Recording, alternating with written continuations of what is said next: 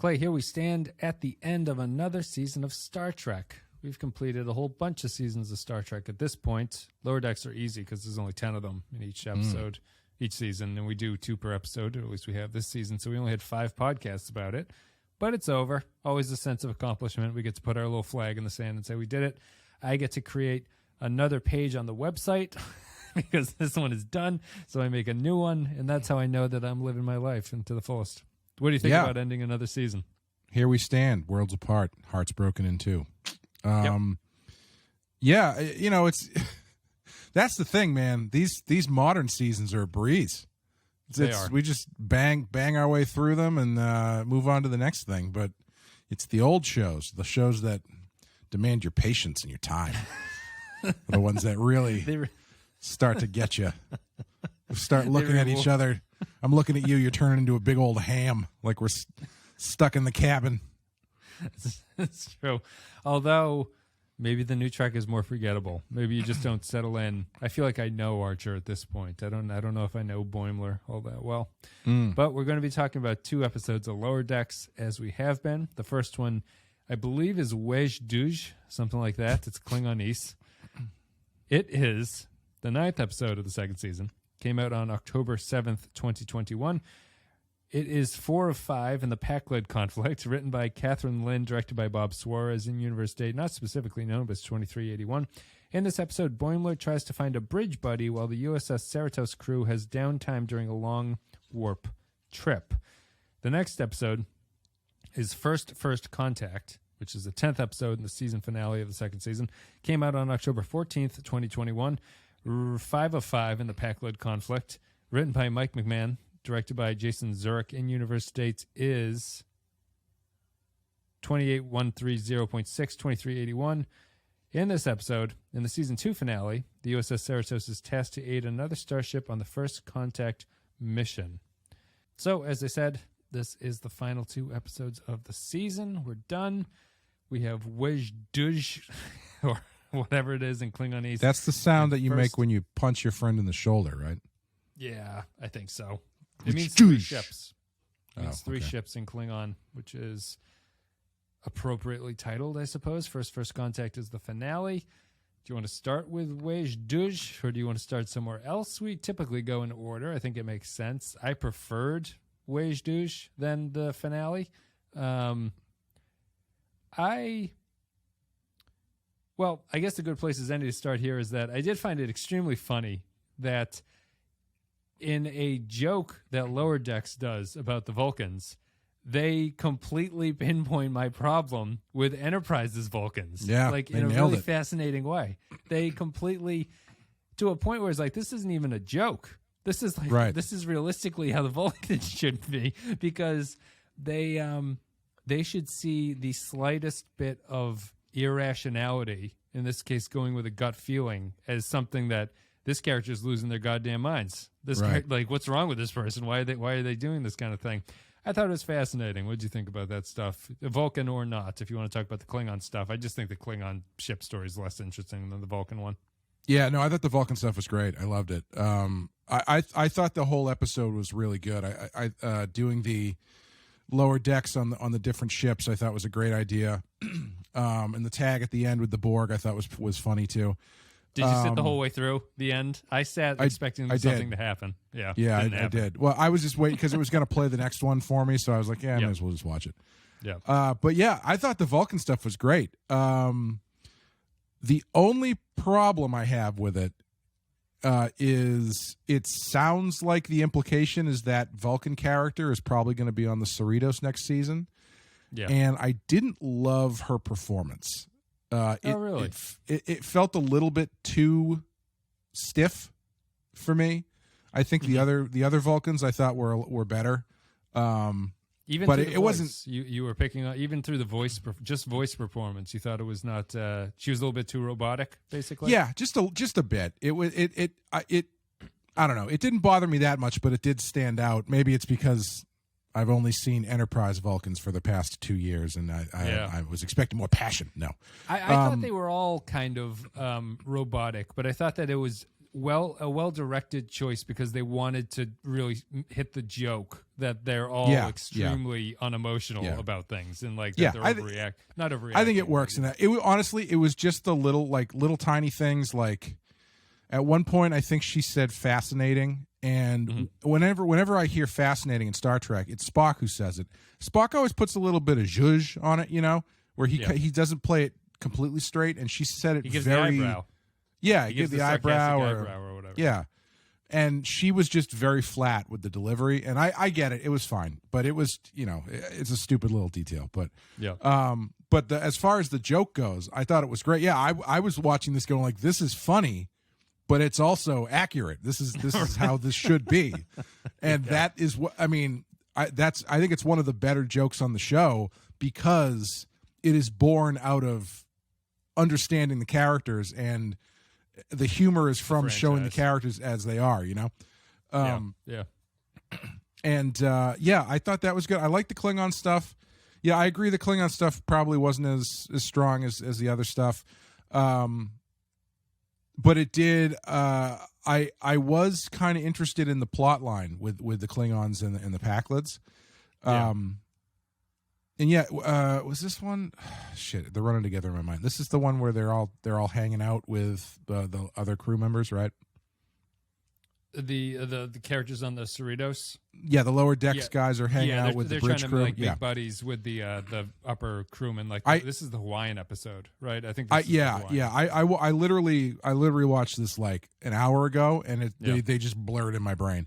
No, I watched them a couple days ago, so you're gonna have to be the workhorse here for this one because they do blend. But yeah, it was another case of like I find everybody else more interesting than Boimler. Boimler is his plot line was a little bit boring to me. I did like the button on it though. Like I think the button to this plot line is the kind of button I wish they would do more, where he comes clean, admits that he's not from Hawaii.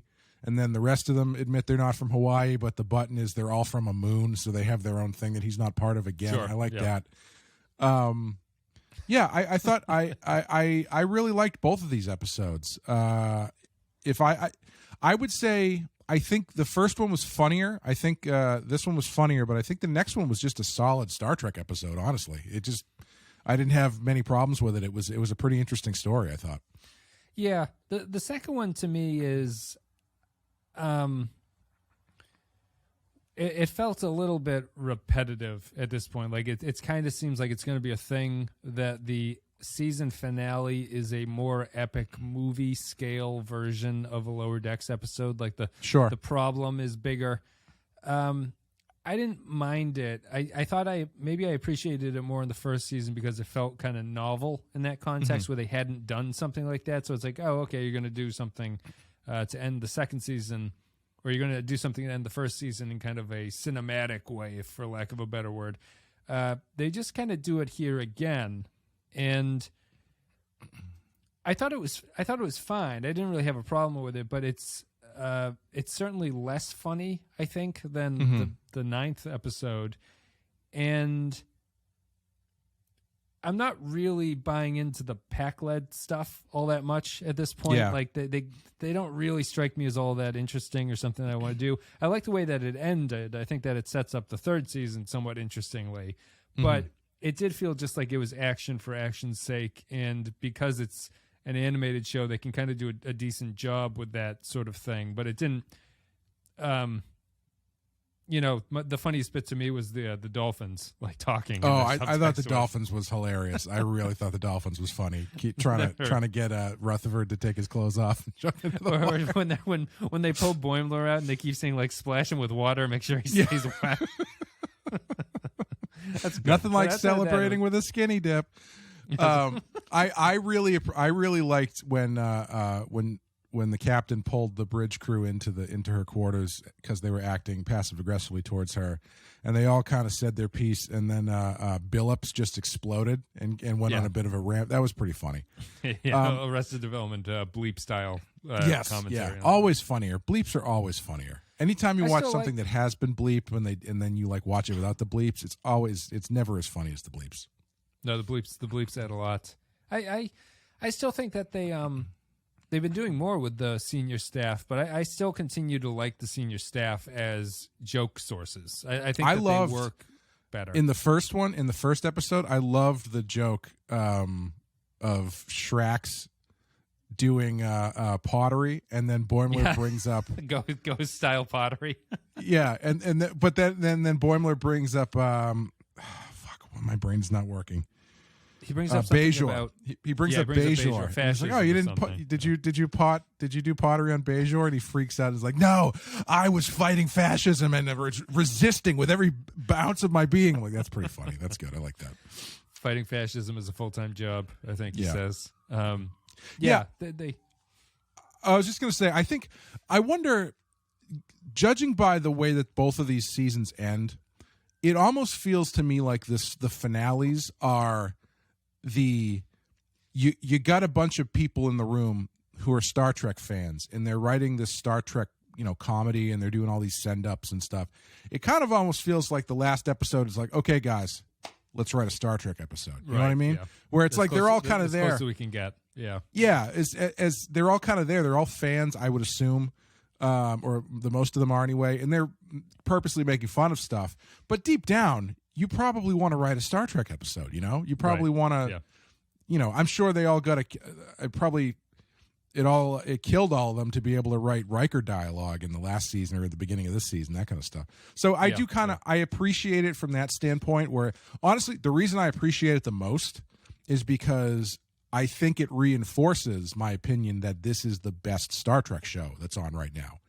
Because, like, that last episode of Lower Decks was more interesting to me and felt more like a Star Trek episode than pretty much anything else we've watched from the two other shows up to this point. What made it feel so specifically like Star Trek to you?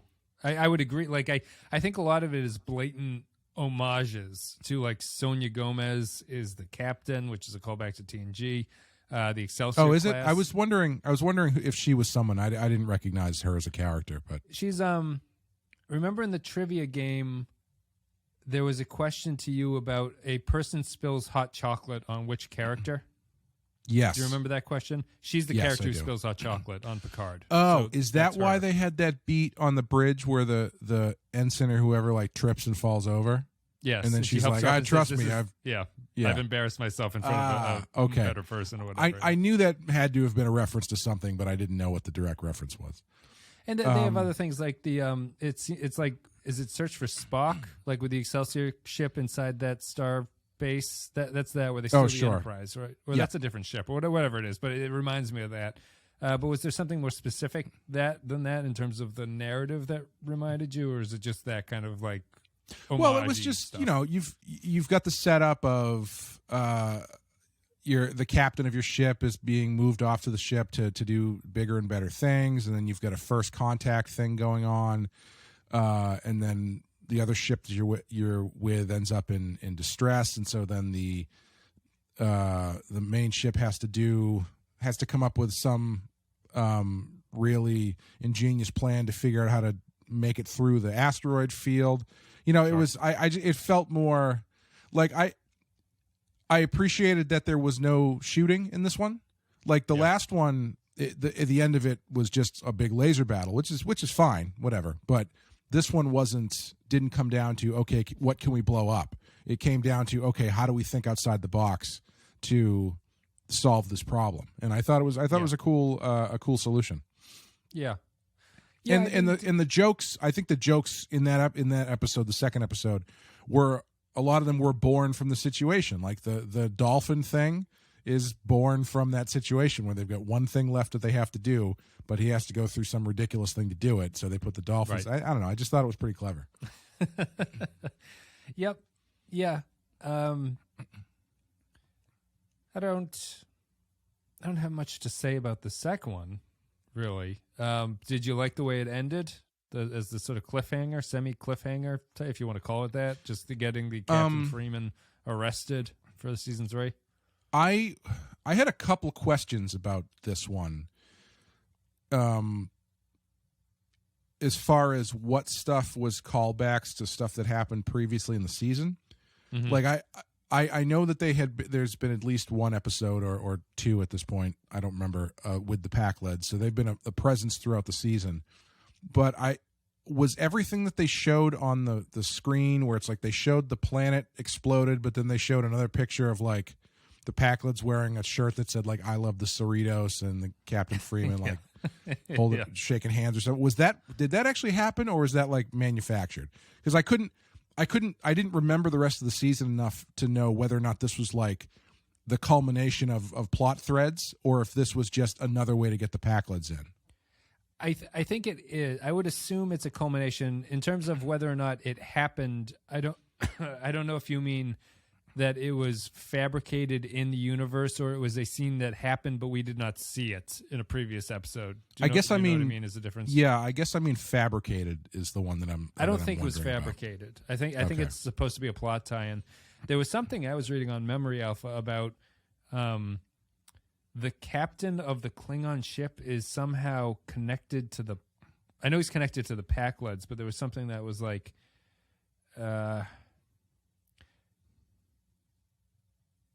The Pakled puppet master, previously sought by the Titan away team in Kayshawn, his eyes open, was revealed to be the Klingon captain Dorg. I guess I'm not really paying attention to this stuff in this series. Like I'm not tracking these long storylines. If there are storylines, I understand that the Pakleds have been there for a while and there's a kind of Klingon connection there, but I was unaware that there was any kind of reference to a puppet master, and this is a character that we're supposed to be realizing who he is from a previous episode. Never crossed my mind. I don't remember that at all. And also, that episode was like the second episode of the season, which was like, it's like 3 months I know. ago. I was looking at it going like, is this the first season? No, but it's been a while. I know the show is good on the show for like doing this kind of stuff, but I don't watch this animated TV show with the expectation I need to take notes about what's going on and that it's going to pay off for me. You know, honestly, I think I'm going to say one of the reasons why that stuff doesn't stick, and I understand this is probably the reason they're using these characters, but I think one of the reasons that stuff doesn't stick more is because it's the Pakleds and they're constantly played as jokes. So any long-term story that they're trying to tell doesn't really stick as much as if it was like, oh, okay, this is clearly the bad guy or something. Plot. Yeah, and I'm not, and that doesn't mean that I need it spoon-fed to me or anything, but it's just like, I think naturally the way that they play the Pakleds, I'm not expecting them to be a running thing. And maybe that's the secret to using them in this role, is that you don't expect them to be this. Right, yeah. That's almost the joke, is that the dumbest characters have this weird, complex plot behind them. Yeah, I have my sort of, I don't know if it's doubts, but even the joke about there's the quick cutaway to the lower decks of the Pakled ship, and even there, I don't know what they can do because they're just equally dumb. It's not like it's even an inversion where the lower decks of the Pakleds are like the highly qualified people or something. Right, there's no inversion to the joke. They're just as dumb as every other Pakled on the ship. If they had cut to lower decks of the Pakleds and they were all playing like 5 games of 4D chess or something like that, that probably is a better joke. Yeah. So it ends up not feeling. Like you're saying, it just doesn't feel like they're a important enemy that you should be taking seriously that is going to propel you into stuff. But at the same time, I don't think tracking these storylines matters. I'm barely aware that there is a series. Until the final episode appears and they make callbacks to stuff, I'm kind of unaware that these strands are even existing in the show. Like another strand or if it is a strand, has that Andorian girl shown up before? I don't remember because it seemed. Yeah, she was a part of the Red Shirts club that Boimler tried. Oh, she join. was okay. Because the way that she and Mariner were interacting, it seemed as though this was like a running thing that these two characters didn't like each other. But I did not remember her at all from anything else. I've said that and now I doubt myself, but I'm 75% sure that's what I was watching with that. Because I was also confused, and then I thought there was something but I guess that doesn't explain why Mariner would be the character to interact with her, unless there was some previous interact. Because Boimler would be the one that's influenced by her, right? Yeah, you'd think so. Yeah. Let's see if I can look. that character up for any other reason. But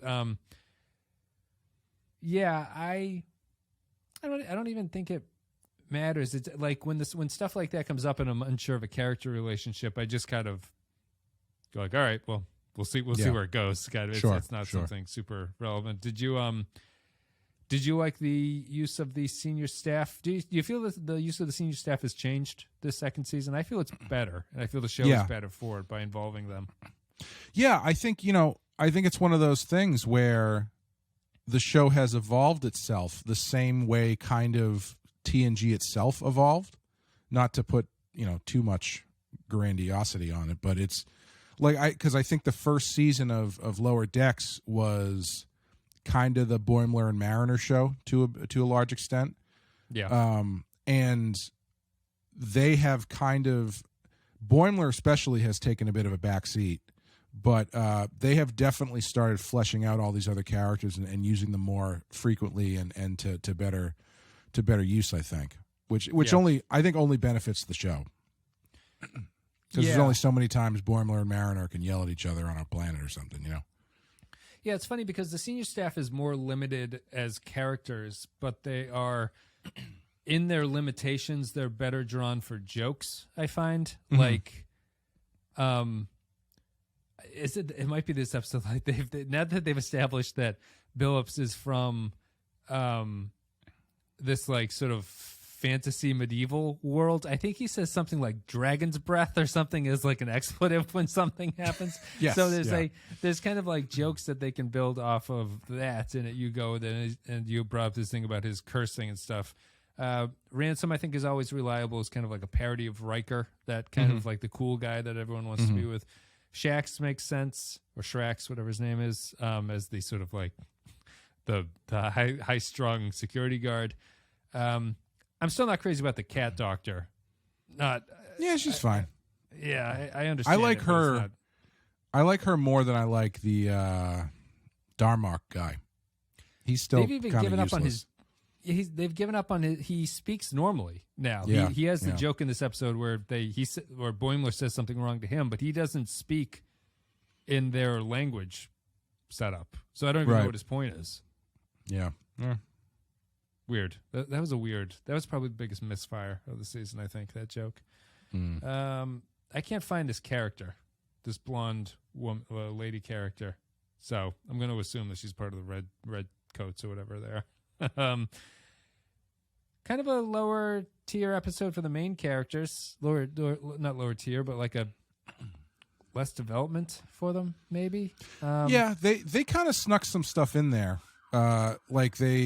The bit with Rutherford erasing his memories and then accidentally unlocking some mysterious bit of memory was kind of interesting. Yes. We'll see if they do anything with that or if they just conveniently forget or decide not to. Because I wouldn't put it past them to do that. Shows do that all the time. I like the joke of his pop-up bubble blocking what he can see, and he can't get rid of the little pop-up on his screen. I thought that was funny. What I also really like too is, and it continues to make me invested in Rutherford and Tendi in a really strange way, just because I'm curious to see how this is going to play out with them.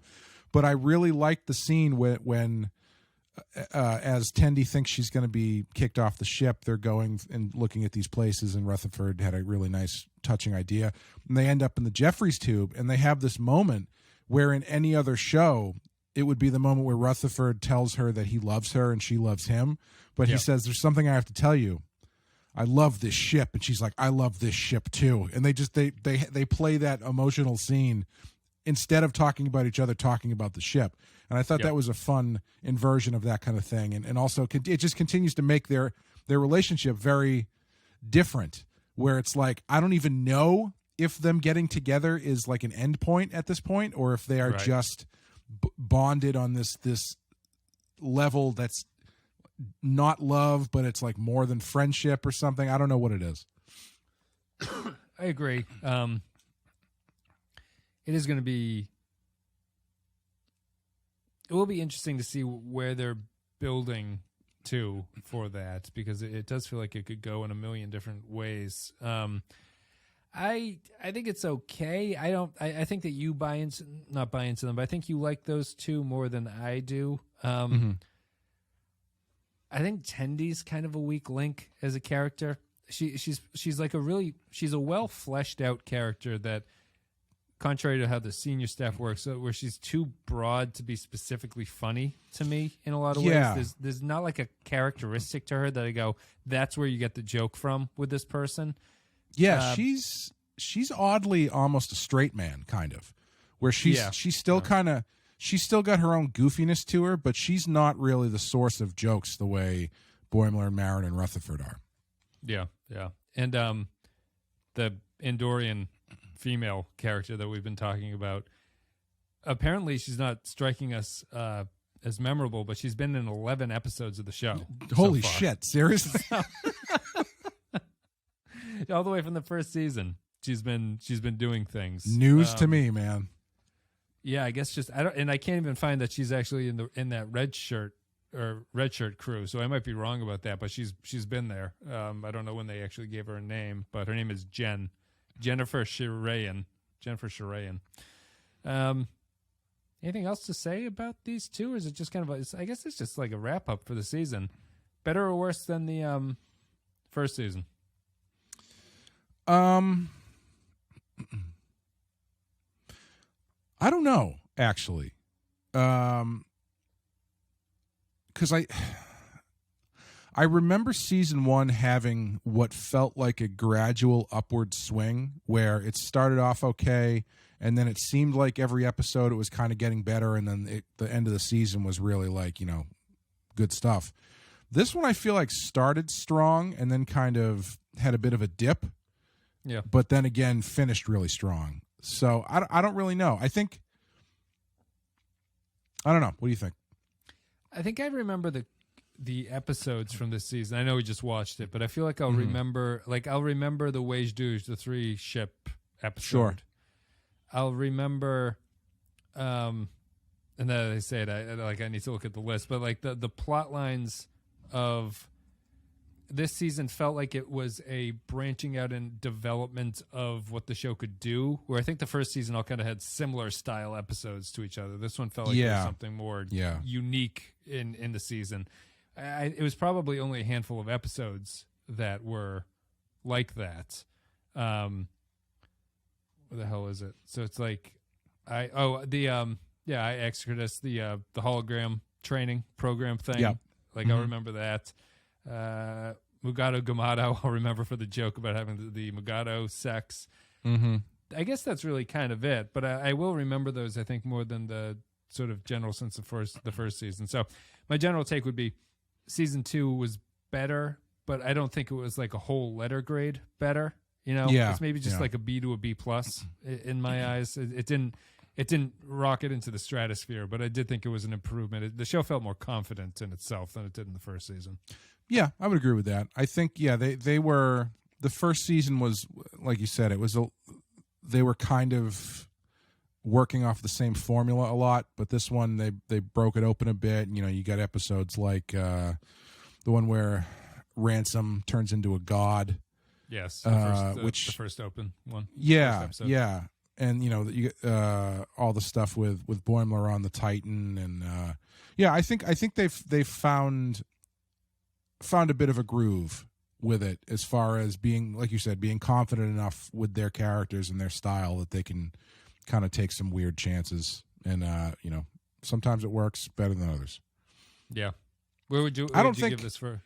Sorry. I was just going to say, I don't think there were any episodes I would say were straight up bad, which is a plus. I'm trying to remember now. I'm looking at the list. Kayshawn is popping out to me just because I didn't like the Kayshawn joke. But I don't remember what else happened in that episode. We'll always have Tom Paris. I remember being a little bit underwhelming. Yep. I remember the one where they're stuck in the museum and they're running around in the museum. That's Kayshawn. Because that's the doll, right? He turns into the doll. Yeah. Yeah. I remember that one being not great. Yeah. Pleasant Fountains Lie was the Combs is the computer, and I liked that episode. That was a good one. Spy Humongous Embarrassment of Duplers is the Richard Kind duplicating guy episode. Yeah, that one was okay. That was okay. What's Spy Humongous? I don't remember what happened in that one. Let me see. Anomaly Consolidation Day on the Cerritos leaves the lower deckers with mixed emotions. Freeman attempts to negotiate peace on the Packlet homeworld. I don't think I like that one too much. Okay. Yeah, that's all right. Yeah, I mean, I won't go through and rank these right here, but I thought it was... I'll ask you, we don't usually give letter grades. I'll ask you just because we don't do the ratings for these new shows. I don't think a 1 to 5 scale works for it. Would you? I said I would give it a B+. I think I'll stick with that. Yeah. Where would you end up on the American rating system? Same thing? Yeah, I would probably say the same thing, yeah. Yeah. It's not bad. It's not a bad show. It's the best of the new tracks. No. Yeah, absolutely. I think they understand... And I'm trying not to say this just because of how disappointed I get in the other shows, but this show seems like it kind of understands what makes a Star Trek episode, the way that some of the other ones that the other two don't seem to understand. And I don't know if that's just nostalgia. I think it's even more fundamental. I think it's like they understand television production in a way that the other shows don't seem to understand what they're supposed to do to make a TV show. Yeah. Functional. I think that's where you get into trouble with all this 10-hour movie shit that people talk about all the time, where it's like, okay, that's not the way that you construct and produce a 10-hour movie is not how TV works generally. And I think the people working on this show, not to say the people who work on the other shows don't know this, because they do. They're working in television. But I think probably maybe part of it, the fact that it's animated and they're a little bit more restrained with what they can and can't do. It's just more, it seems like it is more suited for television, episodic TV than some of the other shows tend to be. Yeah, I mean, the 10-hour movie thing is a flawed idea. I understand what they say. It's basically like a PR thing to say. I think that it just sounds sort of like interesting to say that, but it sounds more important. You know, if you're saying, "Oh, we're making a television show," well, nobody gives a shit. If you say we're making a 10-hour movie, and then people are like, "Oh, Steven Spielberg makes movies. Those are important." Yeah, right. Yeah, it's a little bit of a dated thing, and I think it severely underplays what the strength of TV shows are over movies, which is that TV shows, once they get to a certain point in their life, can have an episode dedicated to a character who has had minimal lines at that point. Sure. And you can entirely understand what this character is about in this world. Movies don't have time to do that, because if a subplot like that happens in a movie, you go, why is this in this? Like, what is this helping? What is this developing? What is this showing us about anything? And I think, unfortunately, that mindset has bled into this idea of 10-hour TV movies, because what you're talking about is what people usually complain about now is filler episodes. Yeah. And that's not really what those are. Those are character episodes that are as important as anything else. It's just that it's not, just the fact that it's not driving this I gotta know the plot desire that people have watching modern TV, where it's like, I gotta know what happens. People think it's disposable. Yeah. Do you watch Ted Lasso at all? No, I haven't seen it. Heard good things about it. I haven't seen it. Yeah, I think it's a great show. And in the middle, or like the right around the 3/4 mark of season 2, they do an episode that is just completely out of left field, focusing on a character who has very minimal lines. I mean, he's an important part of the show, but he's a mysterious character, and you follow him for a night, and it's completely bonkers and not like anything else the show did. But it's I don't find it to be. I find that to be as interesting as anything else they did. And Mythic Quest, that show does it really well. I don't know if you've watched that on Apple TV. No. It's about a video game production company that makes like a World of Warcraft type game.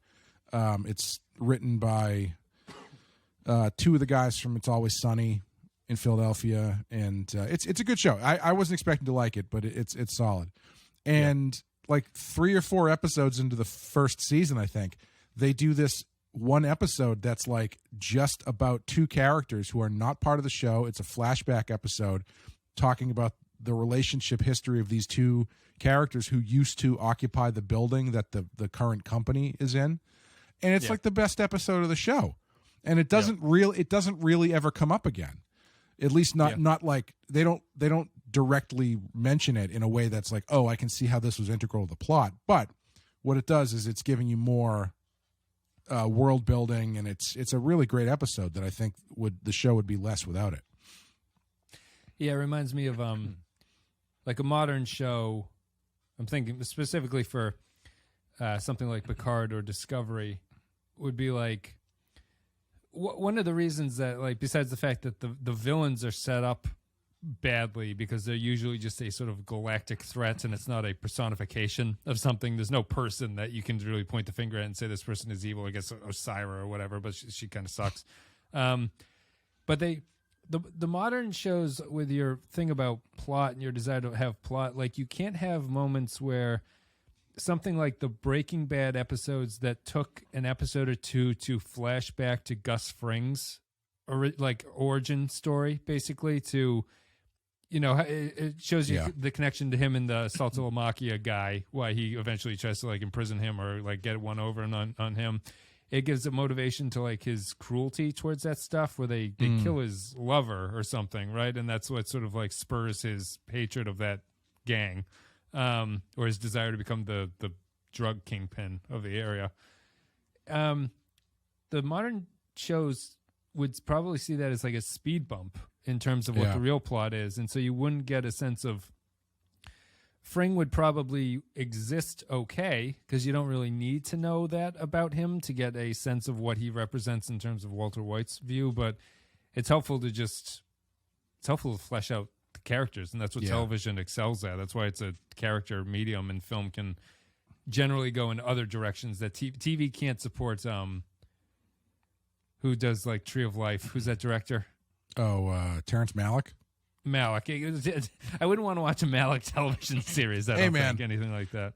You wanna put that to the test. You watch season 3 of Twin Peaks, which is David Lynch really testing the boundaries of what people are willing to watch on television, as far as taking his motherfucking time with doing things as slowly and as abstractly as he wants to, and you're going to watch the entire thing.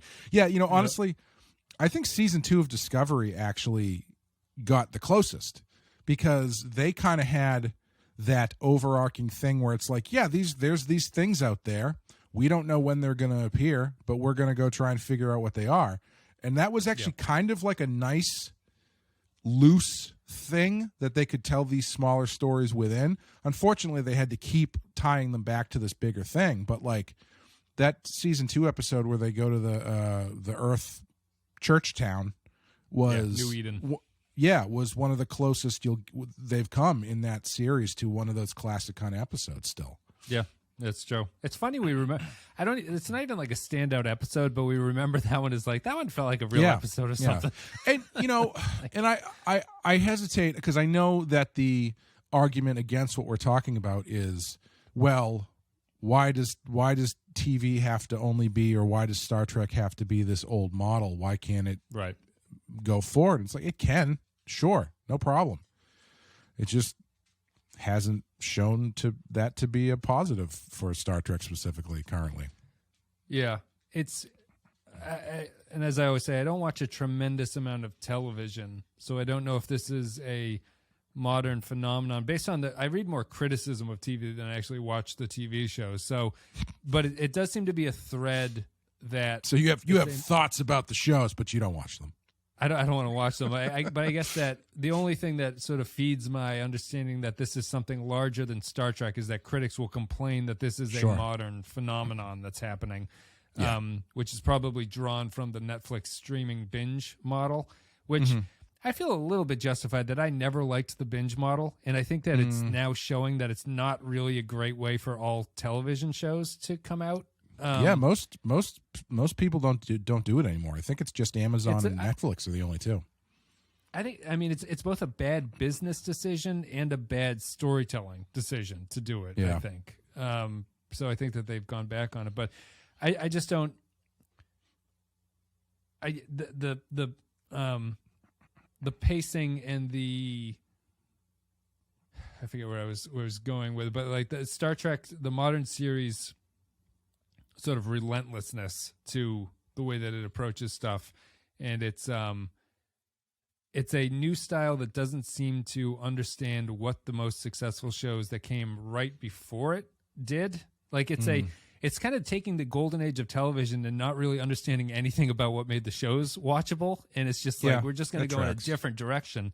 And it's really strange to me because the people who are writing this stuff should have it's their industry. Like they're probably immersed and they've watched all the good shows that people are like, these are the greatest shows of television.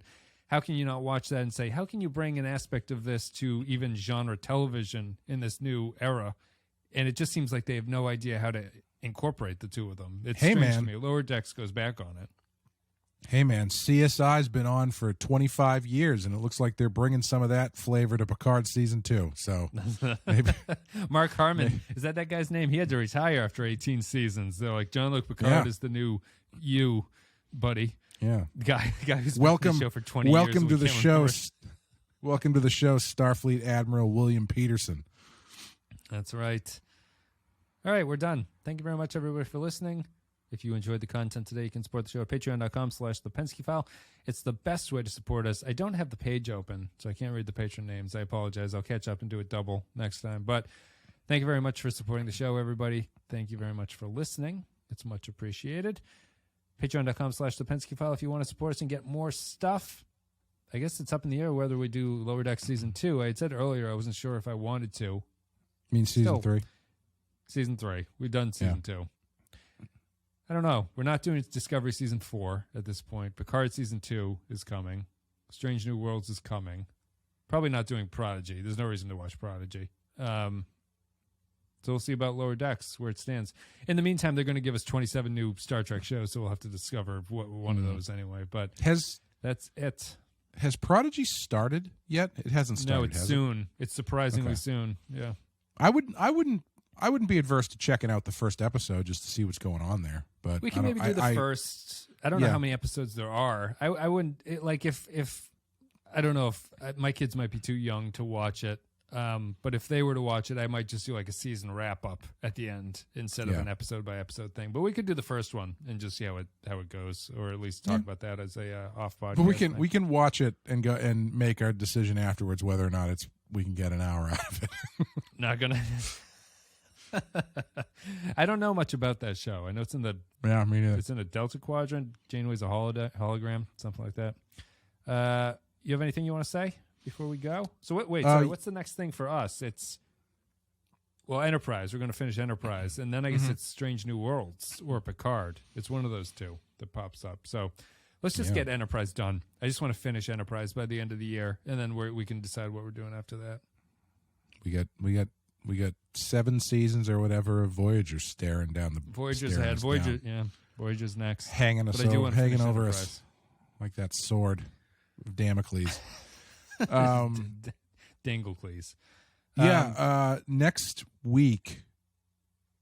So that would be the 27th, Wednesday the 27th. Amanda and I will be doing a live stream about Halloween Kills as our sort of Halloween thing that we do this year. So if you want to hear us talk about Halloween Kills in very spoiler-filled detail, you can join us on YouTube at around probably That's the new Halloween, right? Yes, the new Halloween. That did really, really well, actually. It made $50 million in the theater, even despite being basically for free on Peacock. Yeah, Why does Peacock have? Well, no, I'm thinking of Jason X. I'm getting my Halloween stalker slasher movies mixed up, but they seem to have the lockdown on men in masks killing people series. I don't know where the ownership rights come from for that. I don't know. Yeah, because that's you guys NBC, Universal, whoever the conglomerate overlord of is all it that Universal is. that owns that stuff, or is Universal just I don't think so. Because Friday the 13th is Jason X's New Line, but the regular series is Paramount. Oh, so okay. I don't know. Maybe Warner. I don't know. Who knows? Why does Paramount Plus not have them? I guess. Great question. Great question. This will all sort itself out as these contracts draw to an end, I guess. What day of the week is that? Are you doing that on Friday? Is that what you said? Wednesday the 27th. Let me just double check that is the date. But yeah, yes, Wednesday the 27th. All right, so you guys will be doing a stream on the YouTube channel for that.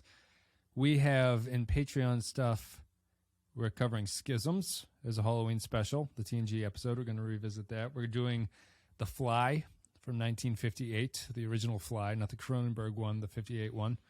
And we have Jason X, which I'll be joining you guys to talk about. That's this month.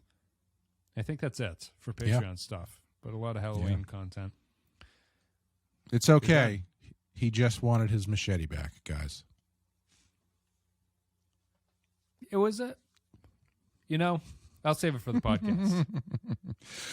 That's going to be that Jason X coverage is part of the series Amanda and I have been doing, where we're covering the Friday the 13th movies, one a month on Patreon.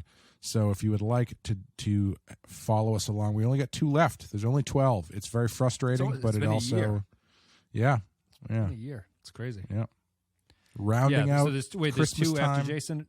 Yeah, there's 2 after Jason, right? Yes, Jason X. Then November will be Freddy versus Jason, and December will be the 2009 remake of Friday the 13th. Okay, I was reading a review and I was unaware. I thought the remake was more recent than that. They were comparing and contrasting them. I was like, I've never seen the remake, but this article was making a lot of good points about having not seen the movie. I was going, well, they did that in the remake. That seems like it makes a lot of sense, and so I'll be interested in that one too. Yeah, the remake is an interesting beast because it's they took elements from the first 4 movies and kind of smushed them all together and to make one, ultimate version, I guess you could say, of the timeline. So a lot of people like it. I haven't. Not Ultra. What is it? Ultra Jason and Jason X would say that when Uber Jason. Uber Jason. Unfortunately, no, they did not make it to Uber Jason. No. All right. That's it. Thanks very much, everybody, for listening. We'll see you later.